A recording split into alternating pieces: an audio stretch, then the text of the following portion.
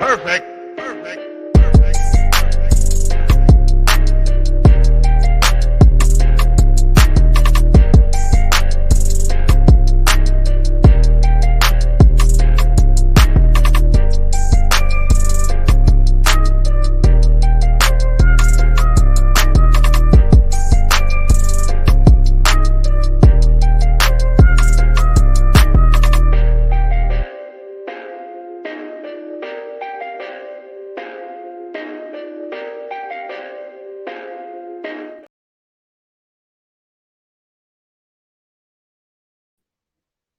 What's up, y'all, man? How y'all doing? It is week 2, man. We are here with SWAC action for week 2, and we're going to preview all these games that we got coming up on Saturday, September 9th, 2023.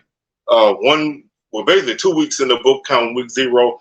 And we already in week 2, man. So we got a lot of games to talk about. Yeah, we're not gonna waste much time before we get into them. So, like I always say, man, we got our weekly schedule on the socials. You want to see what show comes what day? You can check that out. Facebook is Swag Talk, Instagram Swag Talk, Twitter Swag Talk 76. Don't forget to subscribe to the channel if you haven't done so already. Hit that notification bell, hit that like button, and feel free to comment your thoughts on week 2, and your thoughts on what happened on week 1. You can always drop those here too. So we're going to go ahead and jump into this feat first, man. If y'all ready, then I'm ready. We're going to start off with the first game on the schedule, and that's Texas Southern heading to Toledo, Ohio to take on the Rockets of Toledo. TSU comes into this game at 0-1. They dropped a 37-34 game to Prairie View on Saturday in overtime. Toledo comes in also 0-1. They dropped the close game to Illinois. So they come in. They dropped a 30-28. They dropped a 30-28 decision to Illinois on Saturday. So both teams come in and off for loss.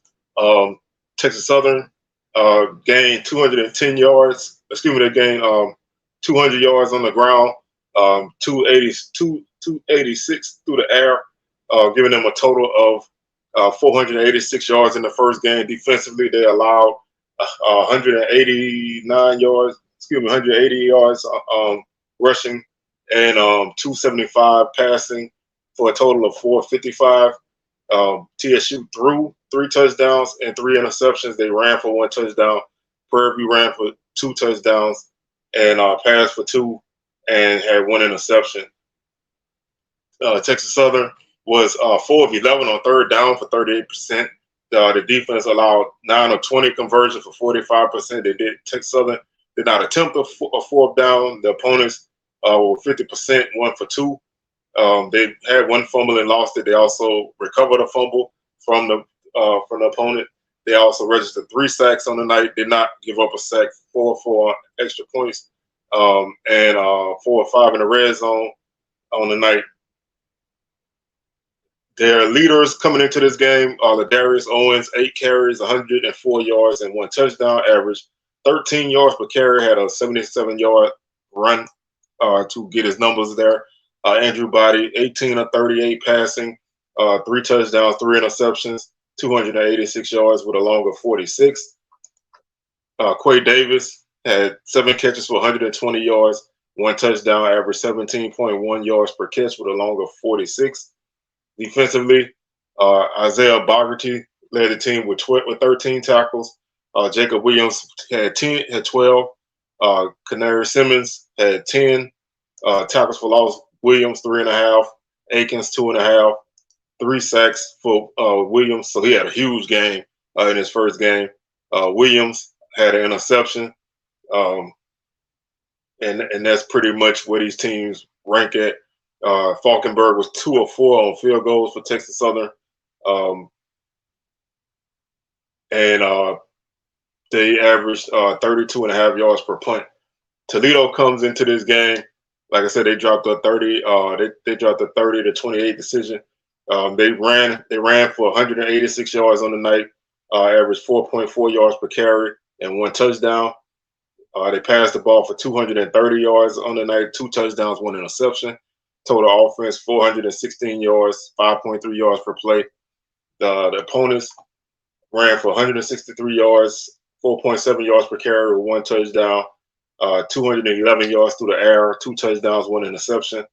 The opponent's 374 yards, 6.1 yards per play. Toledo was 7 of 15 on third downs for 46%, 2 for 2 on fourth down.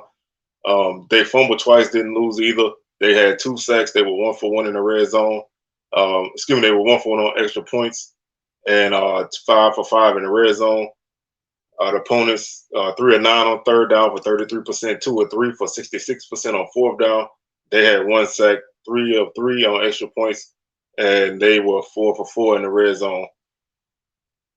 Individually, the Rockets were led in rushing by Jaquez Stewart. He had 12 carries for 82 yards, 6.8 yards per carry. DeQuan Finn had 20 carries for 75 yards and 1 touchdown. Passing. DeQuan Finn is their quarterback. He's a runner, a dual threat guy. He was 20 of 36 with 2 touchdowns, 1 interception, 230 yards, long of 36. Receiving, Junior Vandross the third. Junior the third. I'm sorry, y'all. Junior Vandross the third. 6 catches, 80 yards, 13.3 yards per catch, along with 36. Jerwan Newton had 5 catches for 51 yards and a touchdown. The leading tackler on the day was Dallas Gant. He had 9 tackles. Nate Bauer had 8, and Terrence Taylor had 6. Taylor had 3 tackles for loss and 1.5 sacks to lead the Rockets. And Maxon Hawk had 1 interception. They averaged 35.6 yards per punt. And like I said, they were 3 for 3 on field goals on the night. So this is a FBS game for TSU.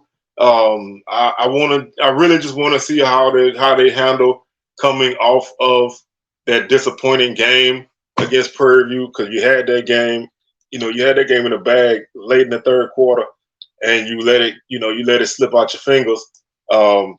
So are they gonna be able to bounce back, strong after that loss, or will they let that loss kind of stick with them? So that's my main focus in this game. I think the offense is good enough to move the ball in this game.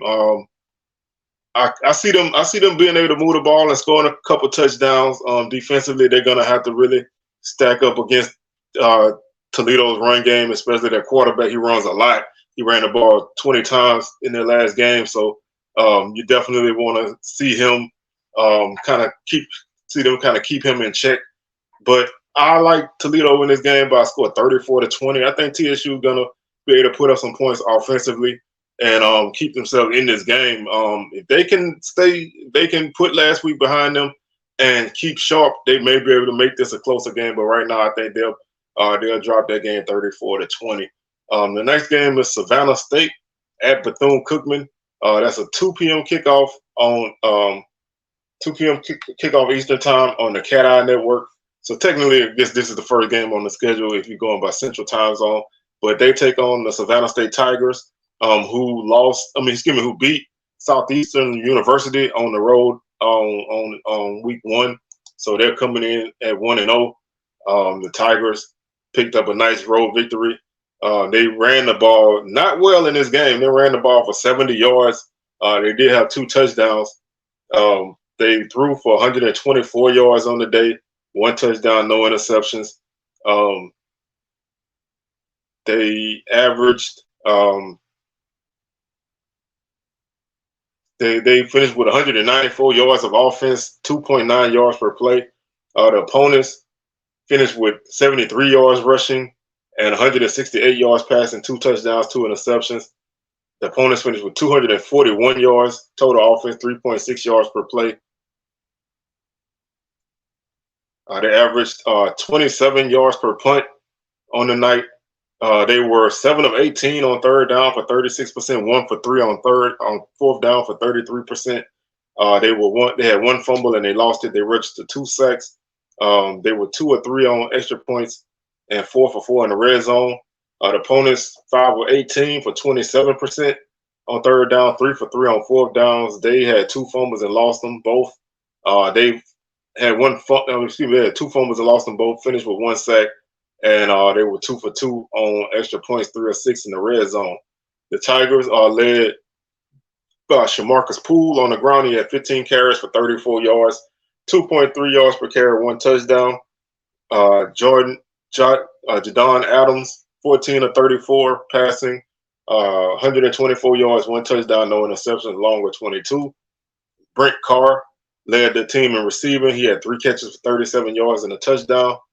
Defensively, they were led in tackles by Tavare Bruton. He had 10 tackles on the night. Amir Phillips had 3 tackles for loss, and Phillips had 1 sack along with Bruton. Interception, Kirk Smith and DeAndre Creary both lead the team with 1 interception. So this was an ugly game as far as statistics go. It's really hard to tell what Savannah State does well because they didn't really pass the ball that well. They ran the ball not that great. So not like I said, not a lot to really take from this team in this game. They did win the game, but they lost 36 yards on rushing offense. So it's really hard to see where they are as a team. They ran the ball 33 times, so I feel like they're gonna be a team who wants to keep it balanced because they threw the ball 34 times, they ran it 33 times. So you're gonna kind of have to figure out what you're gonna have to stop with them. Doesn't really seem like a great challenge, but it's a tough task, especially for a team like Bethune-Cookman, who is coming into this game off of a very, very odd game. I mean, they lost to Memphis 56-14, but that 2 touchdowns came on defensive touchdowns. They had a pick 6 and a scoop and score. Offensively, they did not do much. They ran the ball for 52 yards. They threw the ball for 39 yards on 13 completions. So they just did not have anything going offensively. Obviously, no offensive touchdowns at all. They finished with 91 yards of offense, 1.9 yards per play. Defensively, they were not. It could have been worse defensively. They gave up 208 yards on the ground, 343 through the air. They did have 2 interceptions as a defense, and also registered 1 fumble recovery. So they forced 3 turnovers in this game, and they turned the ball over only once, but they just could not move the football. And they were 1 for 15 on 3rd down. They were 0 for 1 on 4th down. They did fumble twice and lost 1. They made both the extra points. They registered 1 sack. The offensive line gave up 4 sacks on the night. Opponents were 4 for 12 on 3rd down. So defensively, they played pretty solid defensively, considering the margin of victory and considering the opponent and considering how bad their offense played. I thought their defense played okay. 2 for 2 on 4th down for the opponents, but individually, not a lot to take from this game, man. Jaden Bivens led the team with 24 yards on the ground. He had 1 carry for 24 yards, so maybe he can be a big play guy for this team. They played 2 quarterbacks. Neither one of them did much. Luke Sprague was 3 of 6 for 21 yards. Walter Simmons was 10 of 18 for 18 yards. So they did not even try to throw the ball down the field. It doesn't really seem. Their leading receiver was Amari Stewart. He had 1 catch for 20 yards. Defensively, they were led by Darius Thomas with 8 tackles. Amory Jones had 1.5 tackles for loss. Jefferson LaFont had 1.5 tackles for loss. Jones had a sack. Jones had a pick 6. Tyrone Franklin had an interception, and they had a fumble recovery for a touchdown as well. So this, like I said, this was just an ugly game. And if you burn the tape out of this game and moving to Savannah State, I think it's gonna be tough sledding because obviously this offense doesn't really have an identity yet. Yes, you played an FBS team, but you played a horrible offensive game. So you're hoping that this offense can get on track in a game like this, but Savannah State's not going to be an easy opponent, and I think it's going to be an ugly game. So I got Bethune-Cookman winning this game, but I got it as an ugly score. 22-17.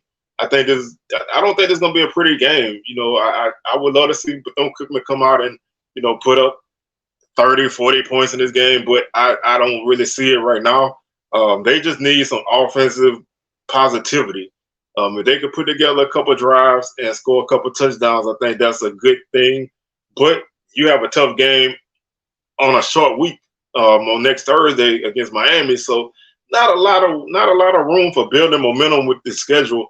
So they have to do as much as they can in this game to take out some positivity. So again, I don't really see a lot from Bethune-Cookman in this game, and I hope things improve for them. Our next game is Alabama State taking on Miles. That's a 5 p.m. kickoff in Montgomery.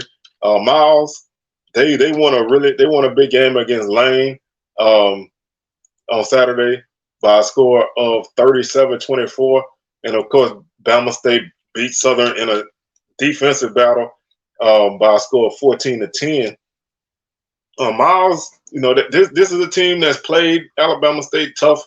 The last couple years, they lost in overtime, like on an extra point, 1 year, and then the previous year, they really gave Bama State a run for their money.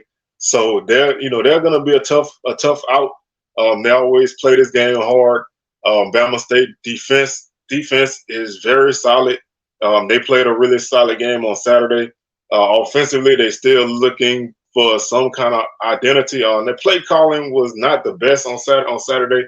Keyshawn Johnson really was the difference in this game. If you want to pick anybody on either team who really stood out offensively, he took 2 short passes and made 2 touchdowns. They didn't really throw the ball down the field. The running game really wasn't that great. So, Keyshawn Johnson carried this offense. Demetrius Davis gets credit for the 2 touchdowns, but Johnson did the bulk of the work, especially on that first touchdown.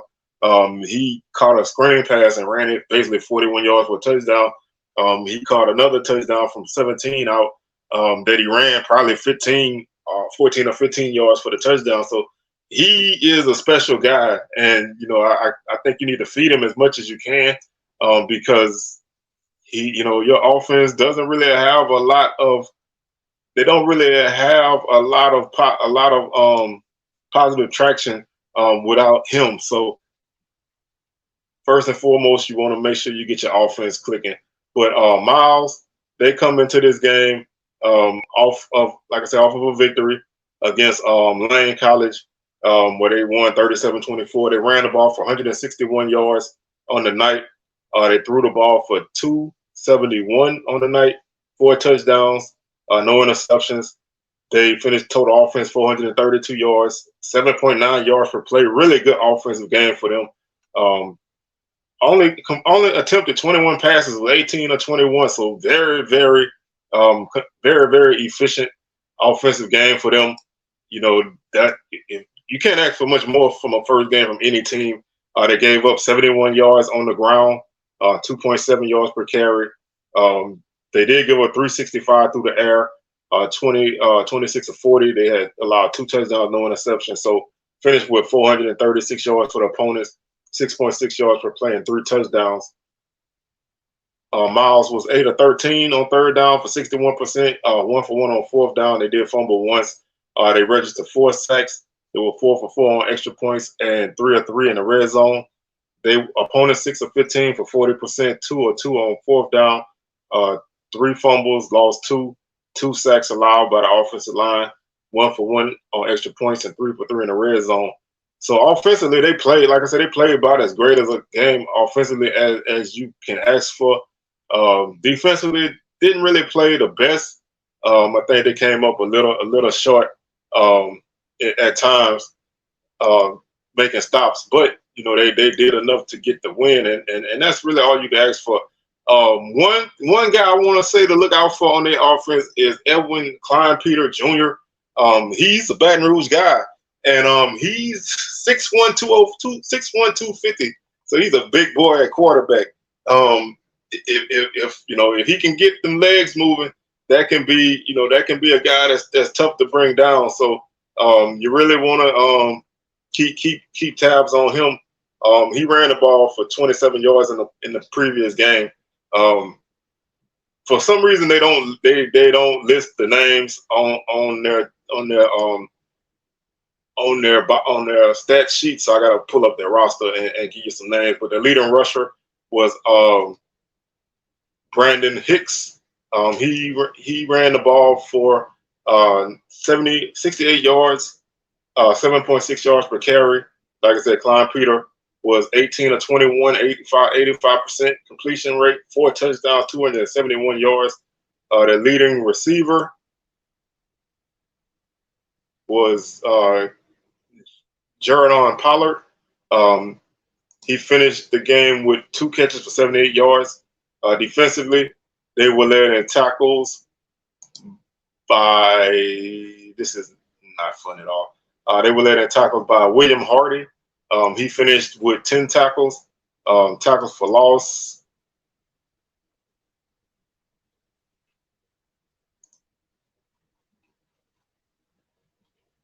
Jermichael Rogers finished with 3 tackles for loss and 1 sack. The leader in sacks on the game was Jadarius McNeely. He had 2 sacks on the night. Interception, they did not have one. So they played a really great offensive game. Defensively, they allowed Lane to throw the ball fairly well, but they did enough to get a victory. So offensively, I think they're going to be a decent challenge for Alabama State. Bama State offense, like I said, they left a lot a lot of food on their plate. So they didn't really move the ball much in this game. Had multiple opportunities to kind of get things going, but they finished with 86 yards on the ground, 180 yards through the air, 2 touchdowns, no interceptions, 266 yards of total offense, 4.6 yards per play. The opponents, 69 yards on the ground, 166 through the air, 1 touchdown, 2 interceptions, 235 yards of offense for the opponents, 3.8 yards per play. Third downs, Alabama State was 5 of 13 for 38%. Didn't get a 4th down. They had 2 sacks on the night. They were 2 for 2 on extra points and 1 for 1 in the red zone. Opponents 4 of 14 on 3rd down for 28%, 4 of 5 on 4th down for 80%. They did fumble twice. The offensive line gave up 4 sacks, and the opponents were 2 for 2 in the red zone. Individually, Jawan Howell led the team with 36 yards rushing on 15 carries. Demetrius Davis, 15 for 21, 180 yards and 2 touchdowns, no interceptions. Like I said, Keyshawn Johnson, big game, 9 catches, 107 yards, 2 touchdowns. Bubba Adams led the team with 12 tackles. DeMarcus Cunningham had 2 tackles for loss. Traquan Thomas had 2 tackles for loss. Thomas and Adams each had a sack. Mikey Victor and Jean Louis each had an interception. So I think Bama State defense is more than enough to get them through this game. I think the difference in this game is going to be how well the offense plays. If the offense can move the ball, I think they win this game really comfortably. If the offense struggles at all and Miles is able to put together any kind of offensive input, then this is going to be a tougher game for the Hornets. So I'm leaning more toward the offense getting a little bit better. I'm not quite sure how much, but I think the defense is going to be solid in this game. So I like Alabama State to win this game by a score of 21-10. I think they come out and take care of business fairly easily. I know Miles is going to be game, and they've been game the last 2 times that these 2 teams have played, but I think Bama State defense is more than enough to get them through this game pretty unscathed. So I like Bama State strictly on the fact that their defense is very good. And that takes us to our next game, which is Florida A&M taking on USF, the Bulls of South Florida. This is a ESPN Plus game that takes place at 6 p.m. Both teams come in off of different results. USF comes in off of a loss to Western Kentucky. They lost their game pretty handily, 41-24. Jackson State dropped the FAMU beat Jackson State 28-10 in the Orange Blossom Classic. USF going through a lot of turnover as a team. They've changed coaches a couple of times in like 3 years. So this program has really not been that great. They ran the ball extremely well in this last game, though. They ran the ball for almost 400 yards. So really had a great game on the ground. Their passing game was okay. They threw the ball for 166 yards, ran for 374, averaged 6.1 yards per carry. So the run game was definitely there. The pass game was inconsistent. They threw 2 interceptions, only completed 15 passes, finished with 540 yards of offense and 5.7 yards per play. How do you lose a game by double digits like that? It's tough. I only had one fumble, so he turned the ball over 3 times. With 8 of 21 on third down for 38%, 4 of 5 on fourth down for 80%, 3 of 3. They gave up 3 sacks, so that's definitely something that hurt. Excuse me, no, they were 3 for 3 on extra points, did not give up a sack. 2 for 4 in the red zone. The opponents ran the ball for 129 yards, 2 touchdowns, threw for 336, 465 total offense, 5 touchdowns allowed. They gave up 37% on third downs and 50% on fourth downs. They did give up 5 sacks on the night. So if you want to see one instance that hurt them, it was the fact that they gave up so much pressure in the pass game. Byron Brown ran for 160 yards on the night and 2 touchdowns. Naquan Wright also ran for 111 yards. So they had 2 guys go over 100 yards. Brown is their quarterback. And like I said, he ran for 160 yards as a quarterback, so he's definitely looking to run the ball. He was not as accurate as a passer, only 44% completion rate, 166 yards, did throw 2 interceptions. Kyrie Brown had 3 catches for 95 yards and a touchdown.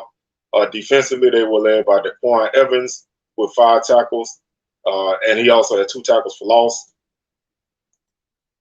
So, you know, you're looking at a team who definitely wants to run the football, and they ran the ball really well in that last game. Didn't really, like I said, passing game was kind of an issue, so you want to kind of see them, you know, work that out. But this team is still going through some identity changes, and they are a team that's ripe for the picking. FAMU comes in off of a victory. Didn't have the best offensive game. Ran the ball for 207, which was a great effort for them. Coming off of the numbers they put up last season. Averaged 5.2 yards per carry with a touchdown. Pass game was very inconsistent, 12 of 22, 150 yards, 2 touchdowns. The defense was pretty solid. They gave up only 72 yards on the ground. Gave up 231 through the air. Most of that came in the second half. 66 of that came on 1 play.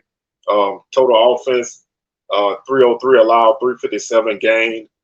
They were 46% on third down, even with all the inconsistencies. They did register 4 sacks on the night, 4 of 4 in extra points, 3 of 5 in the red zone. The opponents 14% on third down, 75% on fourth down. They forced 3 fumbles. Well, they had 3 fumbles and recovered 2. Only allowed 1 sack. Defense was great. Like his offense was hit or miss. The receiving game was solid. They dropped a couple passes. The run game, they really ran the ball really well. Yant and Jennings each ran for over 70 yards. Both had 11 carries. Sheree caught 5 passes for 90 yards and a touchdown. Musa, like I said, he threw for 2 touchdowns, but he was only 54% completion rate. Missed a lot of guys on some big plays, but it didn't really hurt him in that game. Isaiah Major finished with 6 tackles. Dunn finished with 2 tackles for loss and 2 sacks. So I think FAMU has a great shot in this game, and I'm gonna call my shot here, man. I'm picking FAMU to win this game by a score of where is my numbers? 27-25. I think FAMU gonna win this game. I like that Dark Cloud defense, man. I think they can, you know, I think they can slow down USF with their run game, and I like that secondary at FAMU. I think they're strong enough to hold off those receivers. Can the offense get on track in the pass game? That's going to be a key. The return game for FAMU definitely can be a difference maker in this game. Shareed on punt returns can definitely be a weapon. Riley has shown that he can break one, so that can be a big difference in a game like this. So if FAMU can, put last week behind them and come out and really play strong in this game, I think they have a great chance. So I'm calling my shot with the Rattlers in this one, 27-25. That takes us to our next game, and that's Lane College taking on Alabama A&M Bulldogs. Both teams coming in off of a loss. Lane comes in after losing to Miles by a score of 37-34. Alabama A&M lost to Vandy by a score of 47-13.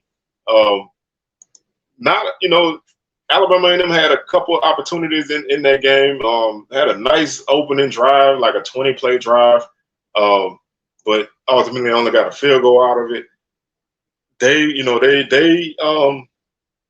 ran the ball for 135 yards, average 4.1 yards per carry, gave up 215 on the ground, threw for 143 yards, had one touchdown, one interception, gave up 246 through the air, 278 total offense, 4.1 yards per play, gave up 461 yards of offense and 6 touchdowns. They were 33% on third down, 100% on fourth down, 1-for-1. They had 1 sack. They allowed 2 sacks as a defense, gave up 64% on third down, which is always a killer. Individually, didn't have a lot going on in the run game. Only 39 yards for Kinwu. He had 39 yards, and he had a 39-yard gain. Langford finished with 31 yards, 3.1 yards per carry. Langford was 11-22 passing for 105 yards and a touchdown. The leading receiver was Terrell Gardner, had 3 catches for 83 yards. Defensively, Caleb Dawson led the team with 9 tackles. George Mitchell had 1 tackle for loss, and he also had a sack. Dawson had an interception. Lane, they did not move the ball well on the ground against Miles, but they threw the ball for 365 yards, so really had a really great passing night. Miles was able to run the ball on them decently for 161 yards. They gave up 271 through the air. They allowed 4 sacks as the offensive line. They did register 2. They converted 40% on third down and gave up 61%. So did a decent job of staying on the field, but did a horrible job of getting off the field. Kylan Dewey was their leading rusher with 37 yards.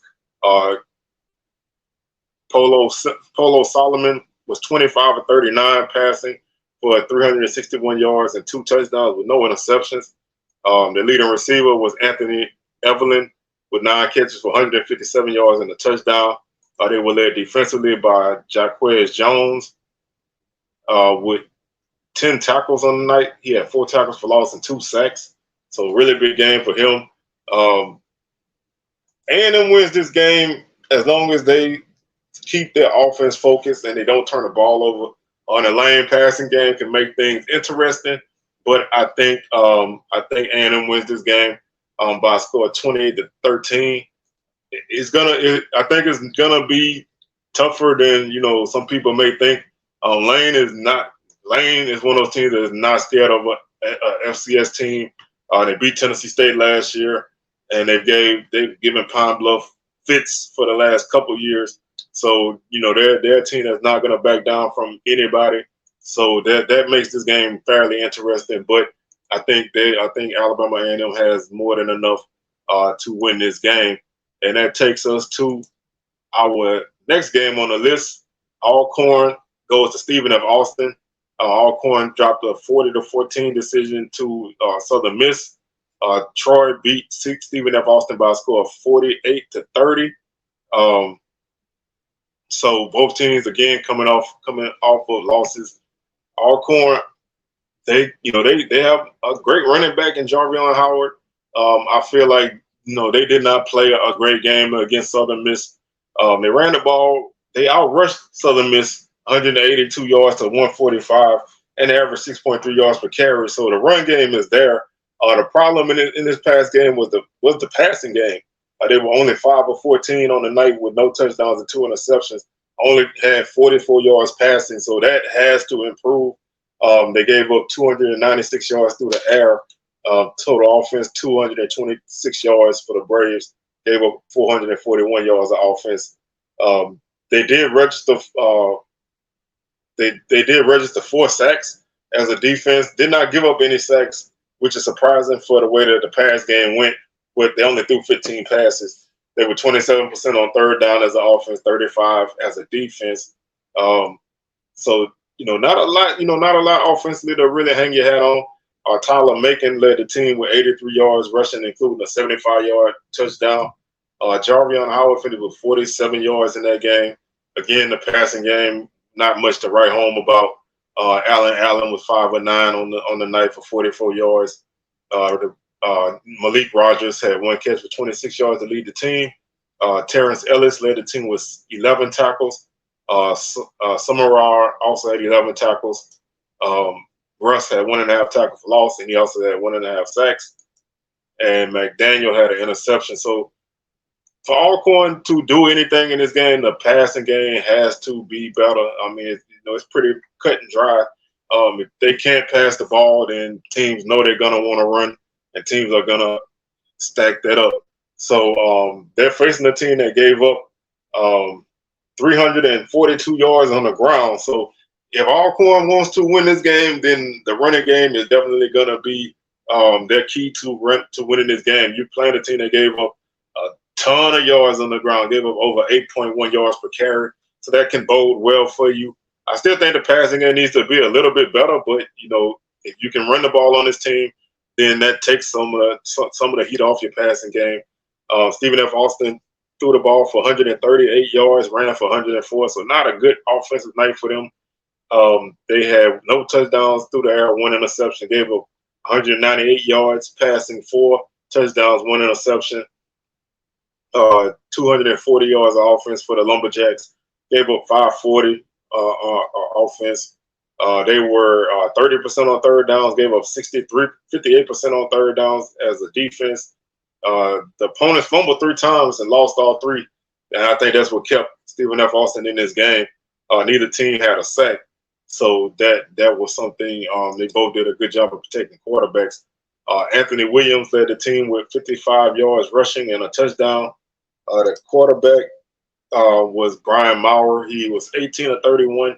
Like I said, no touchdowns, 1 interception, 136 yards. The leading receiver was Lawton Rickle. He had 3 catches for 40 yards. They were led in defense and tackles by Brandon Lane with 7 tackles. The leading man in tackles for loss was Takai Lloyd with 2. And like I said, they had no sacks. Interception was by Triumphant Olawuni. Man, these names always be killing me. But this is going to be a very interesting game. You got a team in Stephen F. Austin that can't stop a team from running the ball. You got Alcorn who likes to run the ball. I really don't know, what Alcorn's passing game has to be better.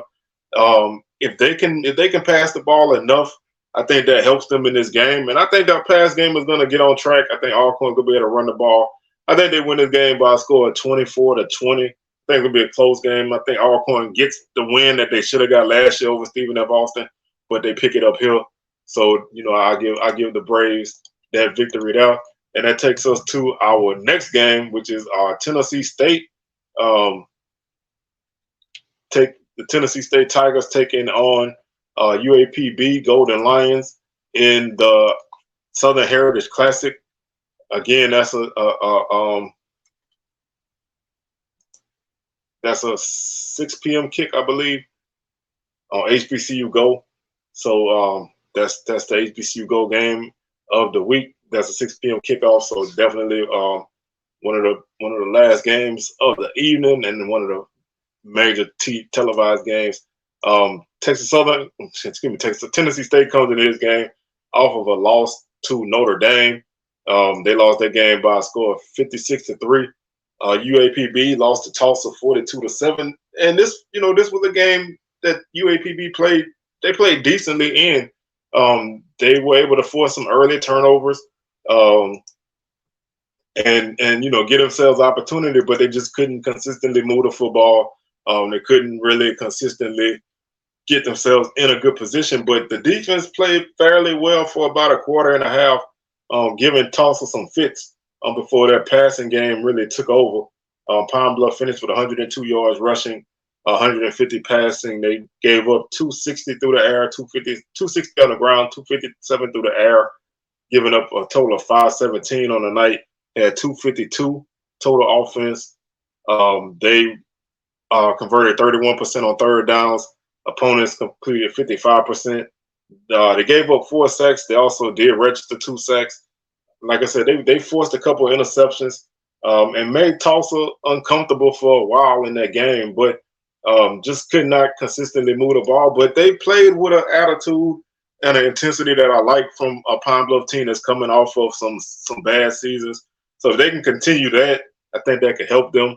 John S. Davis led the team with 82 yards. Mekhi Higgins was 10 of 21 passing for 109 yards, one interception.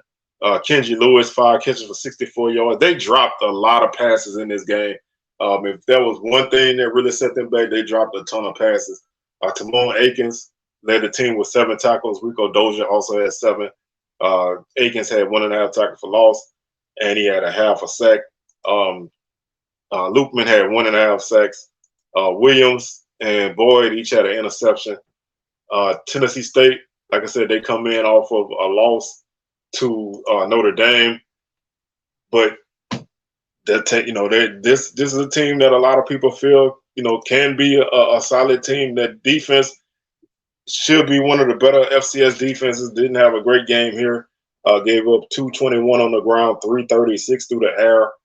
Gave up 8 total touchdowns, 557 yards, 8.8 yards per play allowed.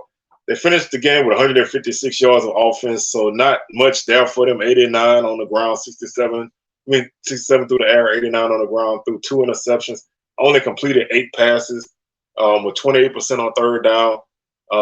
Didn't allow a sack, so the offensive line did a good job of protecting. They didn't register a sack. They allowed only 1 sack, so the offensive line still did a pretty decent job of protecting. They fumbled once but didn't lose it. They were 1 for 3 in the red zone, so that kind of took some opportunities for points away from them. Devon Bryant led the team with 29 yards on the ground.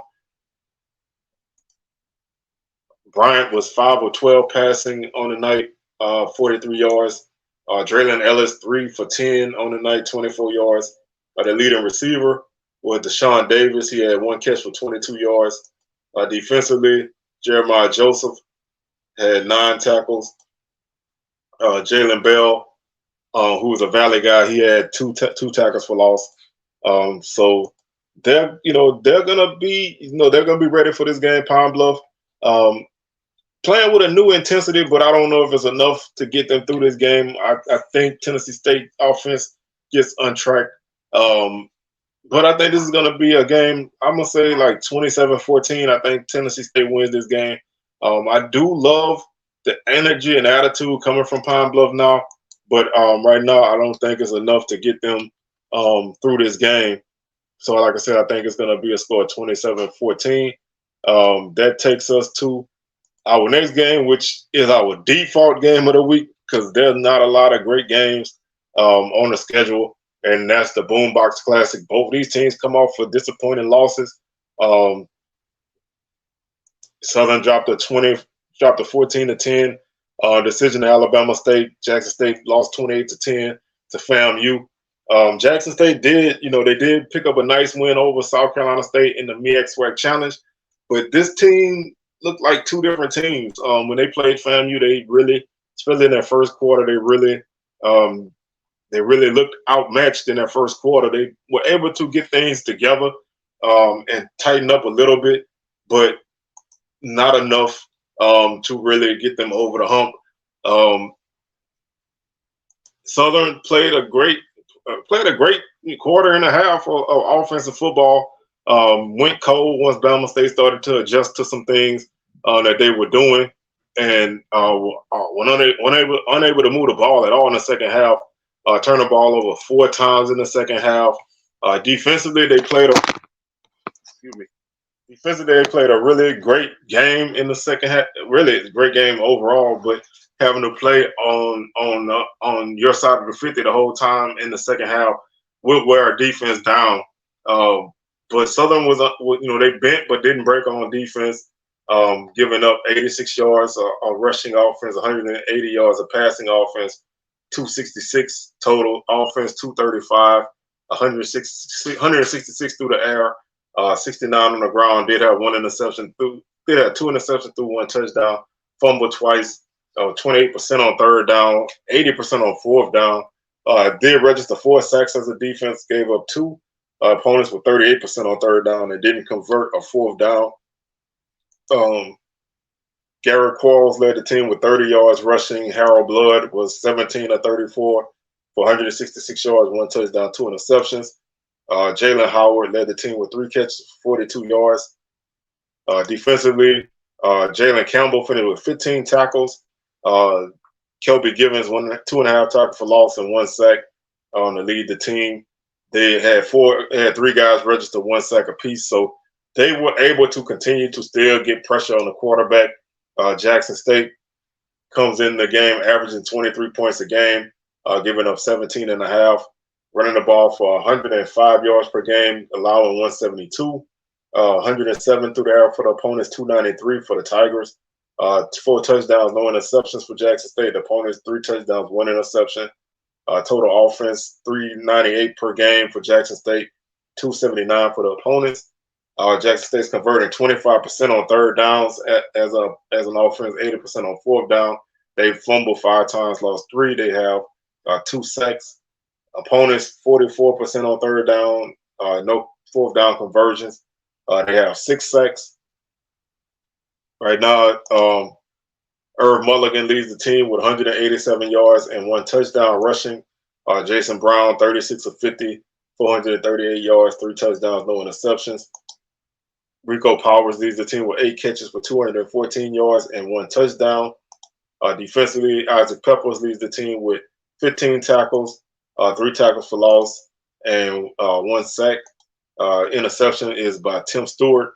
So this game, man, can go so many ways. This is one of those ifs and but game, man. You have to really kind of if and your way around this game. So this is anybody's game. Both teams did not play well offensively last weekend. Jackson State played a pretty solid defensive game considering the score.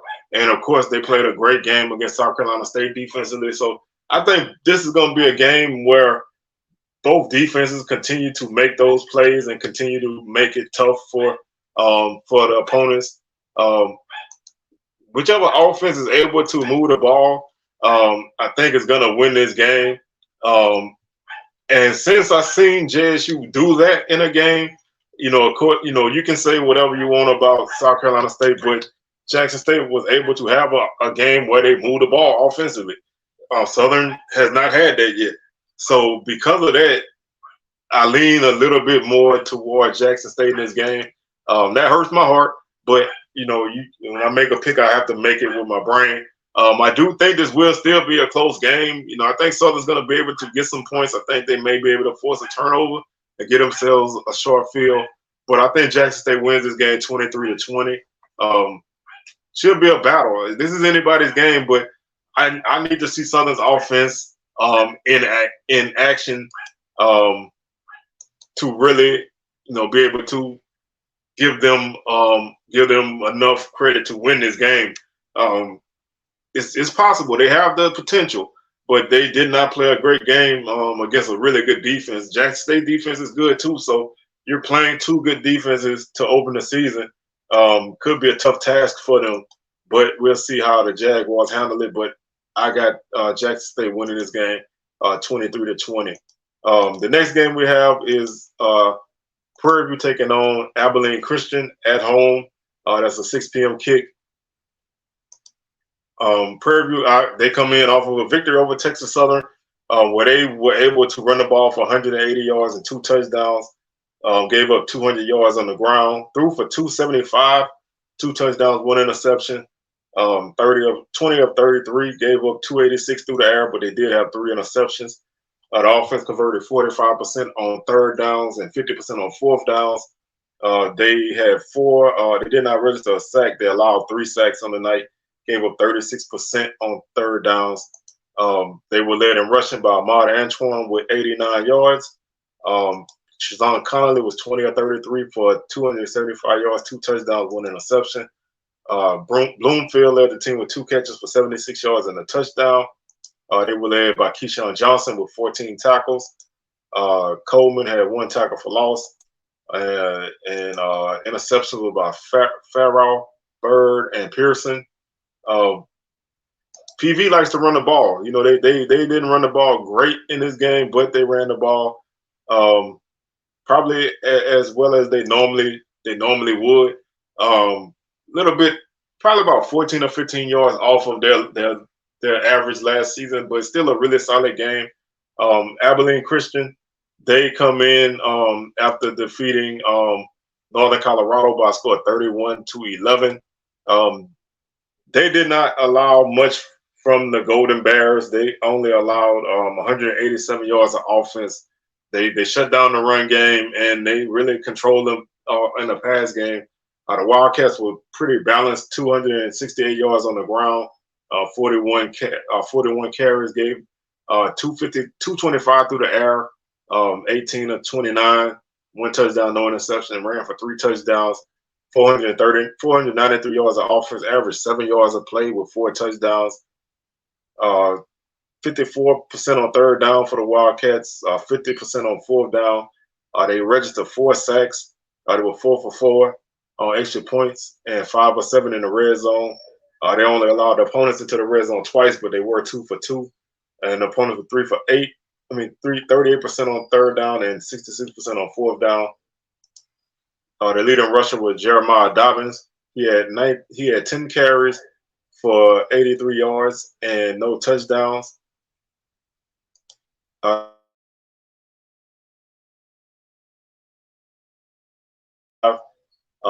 219 yards, 1 touchdown, no interceptions. The leading receiver is Blaine Taylor. He had 4 catches for 75 yards defensively. They were led by Patrick Jolly. He had 8 tackles. Also, Dorian Plumley, he had 8 tackles as well. Plumley had 2.5 tackles for loss and 1.5 sacks to lead the team. This is going to be a tough game for Prairie View. Last year, I think these 2 teams played last year. Abilene Christian was able to pick up that dub there at home. They're going to give Prairie View all they want. They're going to come ready to play. I think Prairie View, they have to, again, like I said about Texas Southern, they're going to have to manage the emotion of winning a game like this, like they won last week. I think the running game is still there. The passing game was a lot better this past week, but I think Abilene Christian is a little bit tougher of an opponent. I think the Wildcats win this game by a score of 30-24. In our last game, I'm not going to go too deep into it, man, because you got LSU taking on Grambling, and LSU is out for blood. I'm just going to keep it that way. They dropped a bad loss to Florida State, 45-24. Grambling lost the game at Hampton, 35-31, where they let the quarterback run for over 100 yards. Jaden Daniels is a running quarterback, so I think, they are going to be able to run the ball as much as they want. Miles Crawley had a great game, throwing for 311 yards. He should be able to make some plays against a secondary that's a little shaky for LSU, but I think LSU is going to come out here and try to really take out a lot of frustrations. I think they win this game 56-7. to wrap up week 2. So that's week 2, man. We have a full slate. Valley is off. They had a week 1 off week, week 2 off week, which is really strange considering they didn't play but 1 week, but they're off. Quick rundown of the week 3 schedule. Bethune-Cookman is at Miami on Thursday. Valley is at Delta State on Saturday. Florida Memorial at Grambling. Miles is at Pine Bluff. West Florida is at Florida A&M. Jackson State is at Texas State. McNeese is at Alcorn. Prairie View is at SMU. Alabama A&M is at Southern. That's our only SWAC game of the week. And Texas Southern is at Rice. So whole lot of non-conference games next week as well. It'll be a couple weeks before we start to really get into SWAC action. But that's week 2, man. We got our whole week 2 preview in. We'll be back on Sunday to recap all these games. SWAC Smoke live on Thursday, 6 p.m. Central, 7 p.m. Eastern. So y'all make sure y'all keep rocking with SWAC Talk, and we'll catch y'all on the rebound. Peace.